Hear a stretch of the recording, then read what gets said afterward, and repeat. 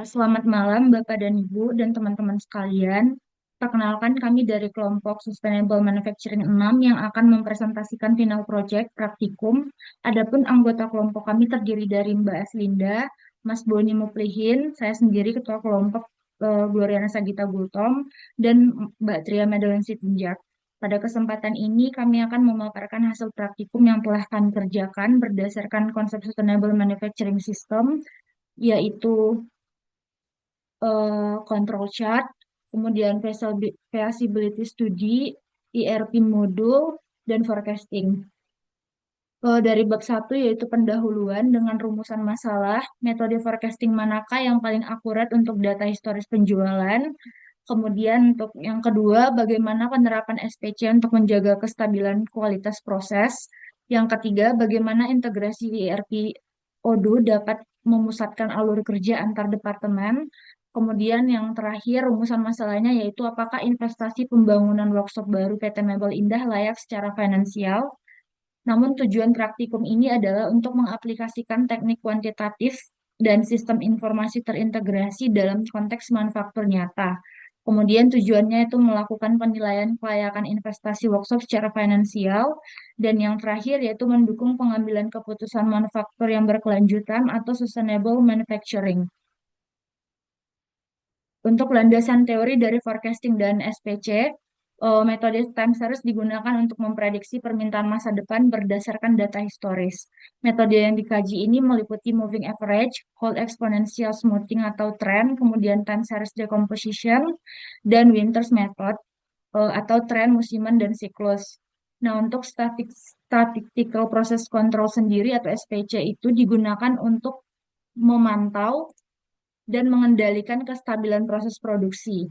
Peta kendali variabel atau yang diketahui dengan XR chart atau XX chart mengukur karakteristik kontinu, sedangkan peta kendali atribut atau P chart atau NP chart itu memantau proporsi dan jumlah produk yang cacat. Nah, penerapan forecasting yang akurat ini meminimalkan overproduction dan kelebihan inventory sehingga mengurangi pemborosan sumber daya. SPC secara langsung mendukung target zero waste dengan mengidentifikasi assignable causes dan menurunkan scrap rate dalam proses manufacture. Bersama-sama kedua metode ini berkontribusi pada efisiensi operasional dan keberlanjutan lingkungan. Selanjutnya akan dijelaskan oleh Mbak Tria. Silahkan Mbak Tria. Oke, selanjutnya adalah landasan teori yang digunakan pada praktikum ini untuk materi Enterprise Resource Planning atau ERP dan Feasibility Study. Nah, untuk ERP atau Enterprise Resource Planning merupakan suatu sistem yang mengintegrasikan seluruh data dari berbagai departemen, seperti pembelian, produksi, kemudian persediaan, penjualan, dan keuangan. Dengan adanya sistem ini, informasi dapat diakses secara real-time sehingga proses bisnis menjadi lebih efisien dan pengambilan keputusan menjadi lebih cepat. Nah, sedangkan untuk feasibility study digunakan untuk menilai apakah suatu investasi layak dijalankan. Penilaian ini dilakukan menggunakan indikator seperti NPV, IRR, dan payback period, sehingga perusahaan dapat mengetahui apakah investasi tersebut memberikan keuntungan atau tidak. Next, slide selanjutnya.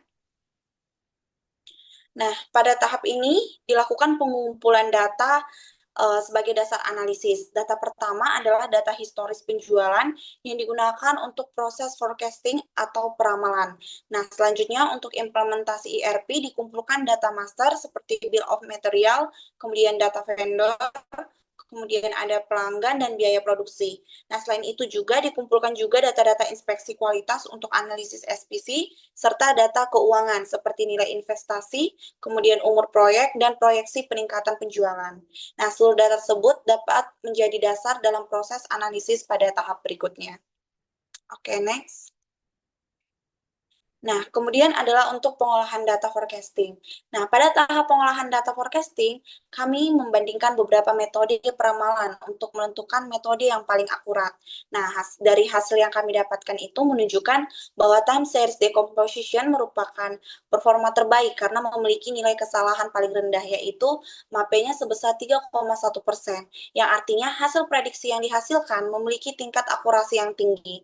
Nah, selain itu, metode ini juga mampu menanggap tren peningkatan penjualan dan pola musiman, sehingga lebih tepat digunakan sebagai dasar perencanaan produksi dan pengambilan keputusan perusahaan. Selanjutnya akan dilanjutkan oleh rekan saya. Baik, selanjutnya terkait pengolahan data untuk SPC, hasil analisa ini menunjukkan untuk performa yang di kedua produk untuk Calyx dan Lake Coffee Table, di mana hasil untuk Calyx ini dinilai terkendali karena seluruh data observasinya berada dalam batas UCL dan LCL, yaitu pada X bar S chart maupun PNP charts-nya, di mana variasi yang terjadi murni merupakan hasil dari common variation. Sementara untuk Lake Coffee Table, di sini terdeteksi adanya special cause variation, di mana subgrup untuk yang ketiga ini harus dikeluarkan dari data karena melebihi dari batas UCL yaitu 120,66 cm. Kemudian slide selanjutnya di sini untuk penerapan pengolahan data pada penerapan ERP menggunakan Odoo, kami berhasil menghubungkan seluruh alur kerja lintas departemen, dimulai dari purchasing, di mana mereka melakukan pengadaan bahan baku berdasarkan reorder point, kemudian dilanjutkan dengan di production, yaitu sinkronisasi data bill of material dan manufacturing order, dan dilanjutkan lagi dengan sales order di mana total pesanan sebanyak 282 juta total dari Home Depot, dan pembuatan delivery order secara otomatis hingga penagihan yang terintegrasi secara eh, tersistem sampai statusnya paid. Penggunaan database ini secara signifikan memangkas proses manual yang menyebabkan yang berdampak pada berkurangnya human error. Next. Berdasarkan hasil analisis visibility untuk ekspansi workshop dengan total investasi awal yaitu 6,74 miliar, diperoleh hasil bahwa nilai NPV bernilai positif dan sangat signifikan, yaitu totalnya 50 miliar dan IRR mencapai 169%. Di sini jauh melampaui MARR yang ditetapkan yaitu sebesar 10%. Kemudian yang ketiga adalah payback period dinilai singkat karena hanya memerlukan waktu 7 bulan. Dengan indikator ini, rencana ekspansi workshop PT Mebel Indah dinyatakan sangat layak untuk direalisasikan karena risiko likuiditasnya sangat rendah. Baik, selanjutnya akan dilanjutkan oleh rekan saya, Mas Boni. Silakan. Oke, terima kasih. Eh, dari pemaparan yang disampaikan sebelumnya, dari keempat yang dibahas tadi, dari forecast, ERP, SPC, dan visibility study di sini, semuanya harus secara sistem itu sistem yang secara berkelanjutan itu mempersyaratkan keempat elemen ini bergerak secara simultan atau bersama-sama untuk mendukung sebuah sistem yang apa namanya berkelanjutan tadi. Kemudian dari sisi forecasting sebenarnya untuk akurasi permintaan, menghindari overstock dan pemborosan material. Untuk ERP-nya sendiri, integrasi data ini mengintegrasikan target forecasting langsung ke modul produksi dan purchasing. Kemudian dari SPC ini kita dapatkan stabilitas kualitas menjamin material yang ditarik oleh ERP diolah dan presisi tinggi tanpa rework. Secara visibility study, kemampuan finansial, efisiensi, dan proses forecasting, SPC dan ERP menghasilkan arus kas NPV di 50 miliar. Next. Kemudian yang selanjutnya kita masuk ke kesimpulan dari final project ini. Yang pertama untuk forecasting dari time series decomposition terbukti bahwa sebagai algoritma yang paling presisi dengan MAPE 3,1% untuk memitigasi fluktuasi permintaan Hemnes di bed frame. Secara statistik, proses kontrol, proses produksi secara umum terkendali secara statistik, namun terdeteksi special cost yang pada dimensi lack profitable yang membuktikan sistem SPC berfungsi dengan baik sebagai alat dari sistem yang kita jalankan. Kemudian ERP implementasi di sini kita menggunakan sistem Odoo berhasil mengintegrasikan proses dari hulu ke hilir, dari mana dari mulai vendor kemudian sampai ke customer invoice itu kemudian meletakkan dasar bagi operasional pabrik tanpa kertas atau paperless. Kemudian rencana secara feasibility study, rencana investasi infrastruktur senilai 6,74 miliar terbukti minim risiko secara jangka panjang dengan pengembangan modal kilat dalam kurun waktu 7 bulan, 7 bulan payback periodnya.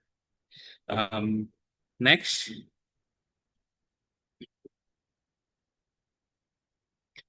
Kemudian dari berdasarkan percobaan yang kita lakukan, saran perbaikan yang pertama adalah pengembangan sistem di mana ekspansi modul ERP, tambahan modul untuk quality management dan maintenance ke dalam Odoo untuk melacak sumber cacat secara real time, secara langsung yang seperti tadi yang kita dapatkan di percobaan sebelumnya. Kemudian yang kedua, operasional kualitas, audit proses lack profitable, meskipun grafik stabil, tingkat cacat finishing 5,8% tidak dapat ditoleransi. Kita harus melakukan inspeksi terhadap mesin dan kalibrasi alat untuk menghilangkan variasi khusus atau tadi case khusus yang ditemukan. Kemudian yang selanjutnya, manajemen risiko investasi, monitoring harga material. Karena kelayakan finansial sangat bergantung pada margin, perusahaan harus memantau ketat fluktuasi harga dari kayu, panel, dan mengunci kontrak jangka panjang. Dengan cara mengunci kontrak secara jangka panjang, seperti itu. Next. Nah, mungkin ini yang sumber yang kita dapatkan dari daftar pustakanya, mungkin itu dari kelompok kami terkait final project sustainability manufacturing system. Dari kelompok kami cukup sekian. Atas perhatiannya kami ucapkan terima kasih. Selamat malam.